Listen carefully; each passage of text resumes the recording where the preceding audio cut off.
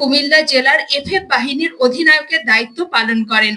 মুক্তিযুদ্ধকালে ভারতের সেনাবাহিনী তার কর্মদক্ষতায় সন্তুষ্ট হয়ে স্বীকৃতি স্বরূপ সার্টিফিকেট দেন, কিন্তু মুক্তিযুদ্ধ তার কাছে ছিল গৌরব ও মর্যাদার। তাই মুক্তিযুদ্ধের সর্বা অধিনায়কের পরিবর্তে ভারতীয় বাহিনীর দেয়া প্রশংসাপত্র সেক্টর কমান্ডার খালেদ মোশাররফ এবং তিনি ছিঁড়ে ফেলেন।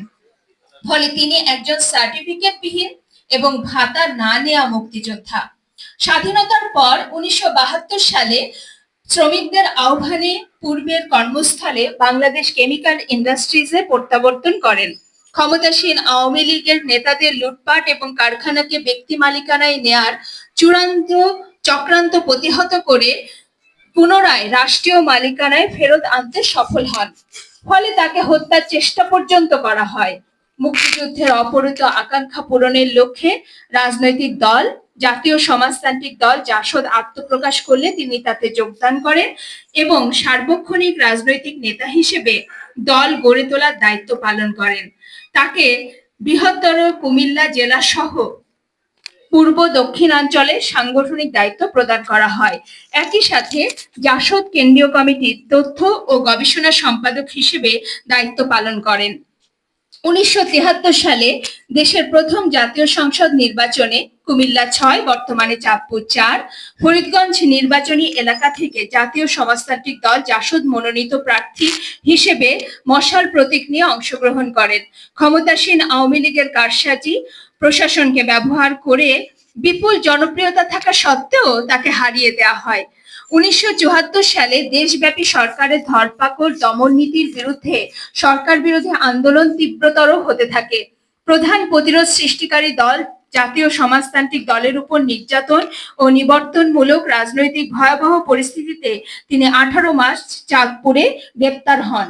কুমিল্লা, ঢাকা ও চট্টগ্রাম কারাগারে টানা 4 বছর কাল বিশেষ ক্ষমতা আইনে কারাবন্দীর জীবন অতিবাহিত করেন। 1977 সালে ঢাকা কেন্দ্রীয় কারাগারে অবস্থানকালীন সময়ে অসুস্থ হয়ে পড়েন। চট্টগ্রাম কারাগারে স্থানান্তর এবং চট্টগ্রাম মেডিকেল কলেজে কারাবন্দী অবস্থায় স্থানান্তর এবং প্রায় 2 মাস যাবৎ জরুরি চিকিৎসা গ্রহণ করেন। 1978 সালে ঢাকা কেন্দ্রীয় কারাগার থেকে দীর্ঘদিন ধরে পরিচালিত মামলায় প্রায় 3 বারের মুক্তির নির্দেশ দেওয়া হলেও তা অগ্রাহ্য করে কারা অন্তরীণ রাখা হয়। চতুর্থবারের রায়ের প্রেক্ষিতে মুক্তি লাভ করেন। মুক্তি পেয়ে তিনি সার্বক্ষণিক রাজনৈতিক কাজে সক্রিয় থাকেন।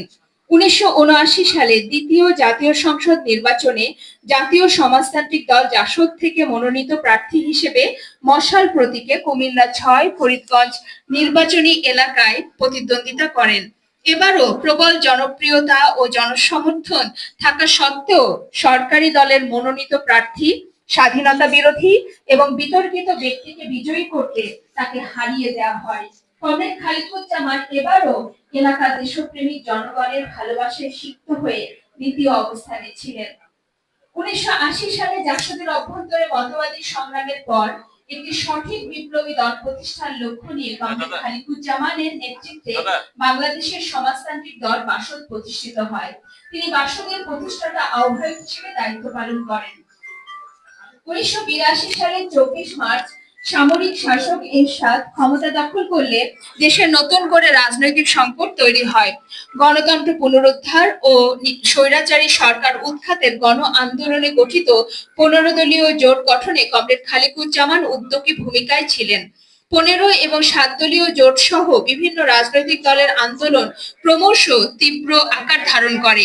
এই সময়ে 1986 সালে এরশাদ প্রদত্ত বিতর্কিত সংসদ নির্বাচনে অংশগ্রহণকে কেন্দ্র করে বিতর্কে বাসদ প্রথমে একা নির্বাচন বর্জনের ঘোষণা দিয়ে সভা থেকে বেরিয়ে আসে। পরে আরো 4টি দল বেরিয়ে আসলে 5 দলীয় জোট গঠিত হয়। আওয়ামী লীগের নেতৃত্বাধীন 8 দলীয় জোট, বিএনপি এর নেতৃত্বে 7 দলীয় জোট এবং বাম ধারার 5টি দলের সমন্বয়ে 5 দলীয় জোটের ঐক্যবদ্ধ আন্দোলনের মুখে 4 ডিসেম্বর 1990 এ প্রবল পরাক্রমশালী স্বৈরাচারী এরশাদ পদত্যাগের ঘোষণা দেন এবং 6 ডিসেম্বর তার আনুষ্ঠানিক পতন ঘটে। 1983 সালের 15 ফেব্রুয়ারি ডক্টর কামাল হোসেনের বাসায় 15 দলের সভা থেকে খালিকুজ্জামান সহ নেতৃবৃন্দকে গ্রেপ্তার করা হয়। অভ্যুত্থানের পর বিচারপতি শাহাবুদ্দিনের নেতৃত্বে দল নিরপেক্ষ তত্ত্বাবধায়ক সরকারের অধীনে 1991 সালে পঞ্চম জাতীয় সংসদ নির্বাচনে 5 দলের প্রার্থী হিসেবে চাঁদপুর 6 ফরিদগঞ্জ আসন থেকে প্রতিদ্বন্দ্বিতা করেন। 1992 সালে যুদ্ধাপরাধীদের বিচারের দাবিতে গড়ে ওঠা মুক্তিযুদ্ধের চেতনা বাস্তবায়ন ও 71-এর ঘাতক দালাল নির্মূল জাতীয় সমন্বয় কমিটির অন্যতম উদ্যোক্তা ছিলেন তিনি। কমরেড খালিকুজ্জামান দলের দায়িত্ব পালনের পাশাপাশি জাতীয় ও আন্তর্জাতিক বিভিন্ন আন্দোলন সংগ্রাম গড়ে তুলতেও বিশেষ ভূমিকা পালন করেন। এর কিছু দৃষ্টান্ত উল্লেখ করা যেতে পারে। 1994 থেকে 2004 বাম গণতান্ত্রিক ফ্রন্ট ও 11 দলের শরিক দলের শীর্ষ নেতৃত্ব হিসেবে ভূমিকা পালন করেন।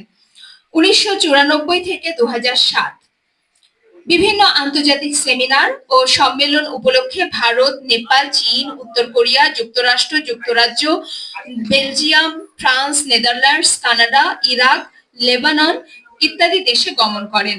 1999 সাল থেকে তেল, গ্যাস, খনিজ সম্পদ ও বিদ্যুৎ বন্দর রক্ষা জাতীয় কমিটি গঠনে উদ্যোগী ভূমিকা এবং এই জাতীয় সম্পদ রক্ষার আন্দোলনে বিশিষ্ট ভূমিকা পালন করেন। 2005 থেকে 2008 প্রথমে গণমুক্তি ও জাতীয় সম্পদ রক্ষা আন্দোলন ও পরে গণতান্ত্রিক বাম মোর্চার শরিক দলের শীর্ষ নেতৃত্ব হিসেবে ভূমিকা পালন করেন।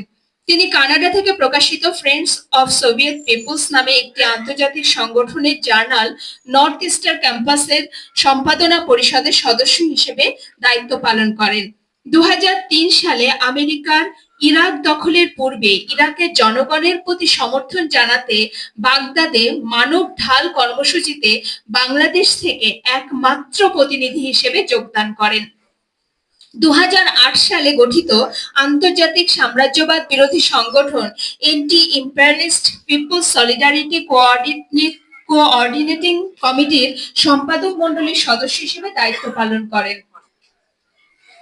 2009 সালে 30-31 ডিসেম্বর অনুষ্ঠিত পার্টির প্রথম কেন্দ্রীয় কনভেনশনে বাসদ কেন্দ্রীয় কমিটির সাধারণ সম্পাদক নির্বাচিত হন।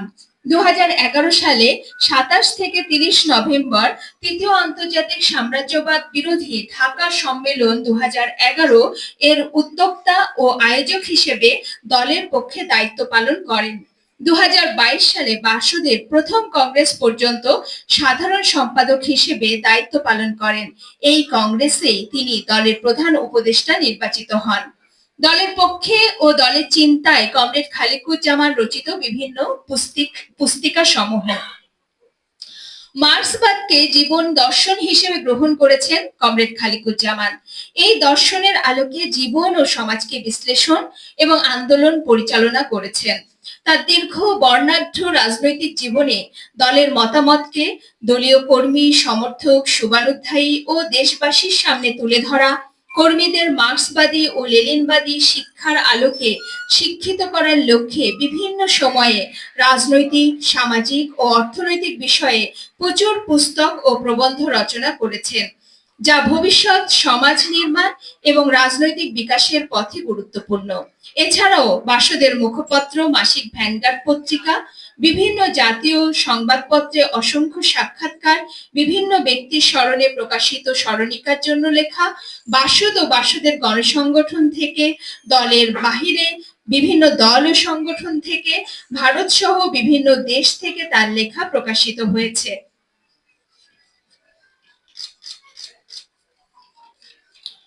কমরেড খালিকুজ্জামানের জীবনকে আমরা সংগ্রাম আর গতির মধ্যেই দেখতে চাই। জীবনের বিভিন্ন বাঁকে তিনি সংগ্রহ করেছেন অভিজ্ঞতা। এই অভিজ্ঞতায় তিনি সমৃদ্ধ হয়েছেন, সমৃদ্ধ করেছেন এবং গড়ে তুলেছেন সংগ্রামের হাতিয়ার হিসেবে রাজনৈতিক দল বাসদকে। কমরেড খালিকুজ্জামান শৈশবে দেখেছেন ধর্মভিত্তিক রাষ্ট্রের নামে পাকিস্তানের প্রতারণা, ভাষা সংস্কৃতির উপর আক্রমণ ও তার প্রতিরোধ। কৈশোরে অংশ নিয়েছেন শিক্ষার উপর সর্বনাশা আক্রমণ প্রতিরোধ করতে। যৌবনে অংশ নিয়েছেন মহান মুক্তিযুদ্ধে আর মুক্তির আকাঙ্ক্ষা বাস্তবায়নের সংগ্রামে। যখনই জনগণের উপর শোষক পুঁজিবাদীদের আক্রমণ, তখনই তিনি তার চিন্তা, প্রজ্ঞা আর সক্রিয় অংশগ্রহণের মাধ্যমে তার প্রতিরোধ করেছেন। নির্যাতিত হয়েছেন, কারাবরণ করেছেন, নানা অপবাদ ও আক্রমণের মুখেও অবিচলিত থেকে মুক্তির ঝান্ডা বহন করেছেন এবং এখনো দায়িত্ব পালন করছেন। তার স্বপ্ন, সাধনা এবং সংগ্রামের পথ চলা আজ ৮০তম বর্ষে পদার্পণ করেছে। আমাদের আশা, তিনি নিপীড়িত মানুষের ভালোবাসায় সিক্ত হয়ে আরো বহুদিন মুক্তির পতাকা নিয়ে আমাদের সামনে থাকবেন। জন্মদিনের শুভেচ্ছা কমরেড। এগিয়ে চলুন, এগিয়ে নিন মুক্তির সংগ্রামকে। শোষিত মানুষের ভালোবাসা আপনার জীবনকে দীর্ঘায়ু করুক আর সংগ্রামকে করুক শক্তিশালী। সুস্থ থাকুন, ভালো থাকুন কমরেড। কমরেড খালকুজ্জামান। জয় হোক।